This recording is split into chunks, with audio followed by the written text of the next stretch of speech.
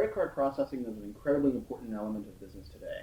Pretty much every business needs to be able to take credit cards as some form of payment option, whether in the physical world or through online stores.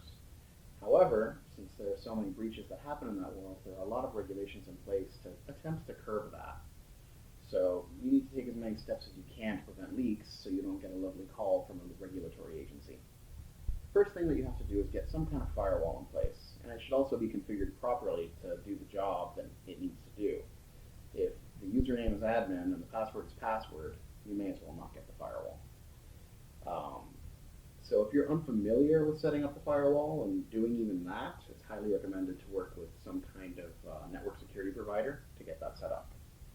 You also want to be able to protect your data, and having backups in place is the best way to do that. So that even if there's some kind of breach or malicious attack where they go in and try to delete everything, you have something that you can recover from. Also, make sure that data, when transmitted, is encrypted while it's in flight. This is when you're sending data from one server to somewhere else. This can be through email, instant messenger, dozens of ways to do it. And for data that's really sensitive, like those security codes on the credit cards, the 3-digit code on the back or the 4-digit code on the front, it's an Amex, that should never be saved according to PCI regulation, and it should be immediately destroyed as soon as it's used to verify that it's a legitimate credit card. Diligence and proper management of software elements of the system are important too. You want to make sure that everything's updated and up to speed with current environments. And most firewall providers are really good about pushing out updates to their firewalls, especially if you have one with a subscription service like those offered through Fortinet. However, something to consider is individual employee terminals, as well as a physical server that's on site.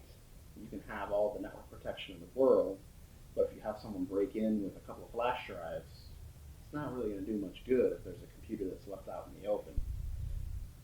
Just make sure that you update your software in the physical world, and for cases like that, it's very important to consider co-location for very sensitive data and servers that store it. Something else that you need to take a look at are controls for company policies regarding accessing data, and making sure that only the specific employees that need that data should be able to access it. This means no password sharing, no emailing passwords to people, basically one account, one person, one password, ideally two if you're using two-factor authentication. And something very important to consider, I know I've talked about the importance of firewalls and software updates and things like that, is that there's no single product that can make you PCI compliant.